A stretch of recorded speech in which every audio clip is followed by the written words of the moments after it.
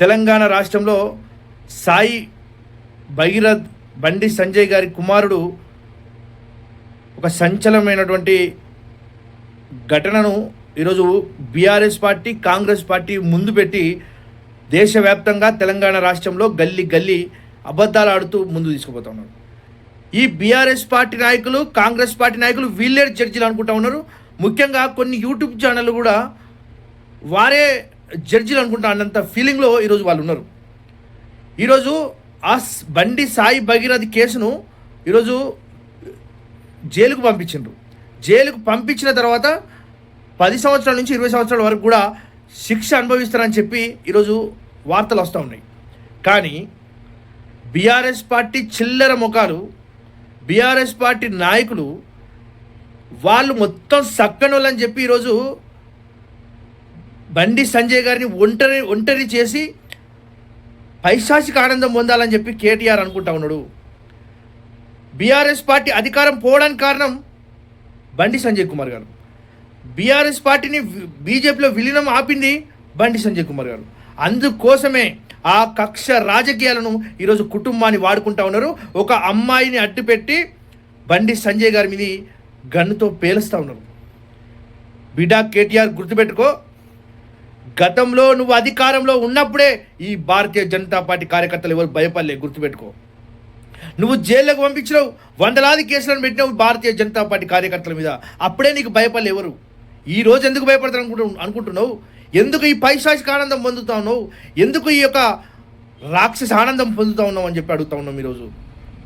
కానీ ఈరోజు కేటీఆర్ అనే వ్యక్తి ఒక వ్యక్తిని టార్గెట్ చేసి బీఆర్ఎస్ పార్టీని మొత్తం యంత్రాంగాన్ని ఉపయోగించి ఒక బండి సంజయ్ కుమార్ గారి మీద యుద్ధం చేస్తూ ఉంటే కొంచెం బాధ అనిపిస్తూ ఉంది. ఈ తెలంగాణ రాష్ట్రంలో ఎన్ని సంఘటనలు జరిగినాయన్నా.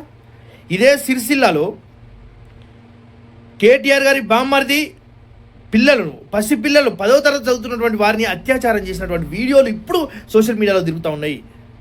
ఆ కేసు ఎటుపోయింది? ఇదే గంగుల కమలాకర్ గారు చాటింగ్ చేసినటువంటి మెసేజ్లతో పాటు ఈ బయటి ప్రపంచానికి చూపెట్టారు కదా, ఆ కేసు ఎటుపోయింది? ఇదే నిజామాబాద్కు సంబంధించినటువంటి బోధన్ షకీల్ ఎమ్మెల్యే వారి కొడుకు కుమారుడు చేసినటువంటి అత్యాచారం ఎటుపోయింది? మహమ్మద్ అలీ గారి కుమారుడు మన్మడు, ఆ కేసు ఎటుపోయింది? ఈరోజు ఇదే కేటీఆర్ ఇసుక దందాల మీద లారీలు ఎక్కించినటువంటి టిప్పర్లు ఎక్కిస్తే చనిపోయినటువంటి ఆ కేసు ఎటుపోయింది? ఈరోజు ఇవన్నీ మర్చిపోయినాం అనుకున్నావా కేసీఆర్? అదేవిధంగా ఒక అమ్మాయిలను, ఇదే సినీ ఫీల్డ్కు సంబంధించినటువంటి అమ్మాయిలను ఎంత అఘాయిత్యం చేసినావు, ఎంత ఆ కుటుంబాలను ఎంత ఆగం చేసినావు. ఆ కుటుంబాలకు కనీసం ఈ రోజు వరకు కూడా నిద్ర లేకుండా చేసినటువంటి వ్యక్తి ఈ కేటీఆర్. ఇవన్నీ మర్చిపోయినావా? ఇవన్నీ మేమేమైనా మీలాగా ఈ ధర్నాలు చేసినామా? మీ దిష్టి బొమ్మలు తగిలి పెట్టినామా? మీ లెక్క గోడపత్రికలు చేసినామా? ఏం చేసినాం మేము?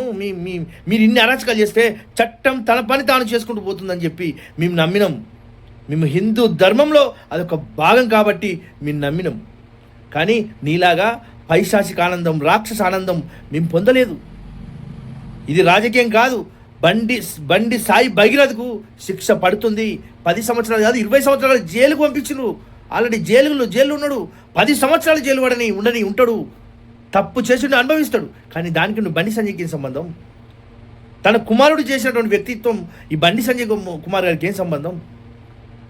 రాజకీయంగా ఎదుర్కోవాలంటే ఎదుర్కో, కానీ ఇలాంటి పిచ్చి చేష్టలు చేయకు.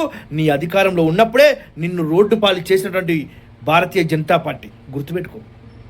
ఇప్పుడు కూడా భారతీయ జనతా పార్టీ కార్యకర్తలందరికీ ఒకటే చెప్తా ఉన్నా,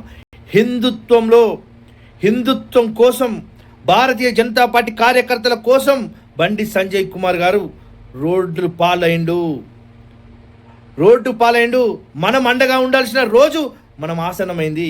మనం ఈరోజు మన కోసం ఇన్ని చేసినటువంటి బండి సంజయ్ ఇన్ని గ్రామాల కోసం, ప్రజల కోసం, గ్రామ అభివృద్ధుల కోసం, కార్యకర్తల అభివృద్ధి కోసం, కార్యకర్తల నాయకుల యొక్క లబ్ధి కోసం, నాయకుల యొక్క రక్షణ కోసం ఇన్ని చేసినటువంటి బండి సంజయ్ కుమార్ గారి కోసం ఈ కార్యకర్తలు ఏం చేస్తారనే ప్రశ్న ఇప్పుడు మొదలైందన్న.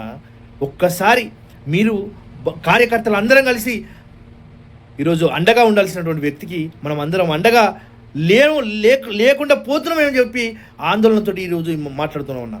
దయచేసి ఇప్పుడైనా ఈ రోజైనా మనం స్పందిద్దామన్నా. ఎక్కడికక్కడ అడ్డుకట్టలాగా మనం కొట్లాడి బండి సంజయ్ కుమార్ గారి కోసం మనం అండగా ఉండాల్సినటువంటి రోజు ఈరోజు వచ్చిందన్న. సాయి భగీరథ్ ఆల్రెడీ కేసు పోయిందన్న, జైలుకు పోయిందన్న. ఆ కేసు నడుస్తుందన్న. కానీ వ్యక్తిని టార్గెట్ చేసి ఈరోజు బండి సంజయ్ కుమార్ గారు ఉంటే మనకు ఇబ్బంది అని చెప్పి అనుకున్నటువంటి వీళ్ళందరికీ ఈరోజు మనం ఒక గుణపాఠంలాగా మనం ముందుకు పోవాలన్న. దయచేసి మీరందరూ భారతీయ జనతా పార్టీ కార్యకర్తలు ప్రతి గ్రామంలో ఉన్నటువంటి ఆయన కోసం కొట్లాడేటువంటి ఆయన అభిమానులు, ఆ భారతీయ జనతా పార్టీ కార్యకర్తలు ఈరోజు మనం అందరం సంజయ్ అన్నకు అండగా ఉండాలని చెప్పి ఈ సందర్భంగా నేను తెలియజేస్తా ఉన్నాను.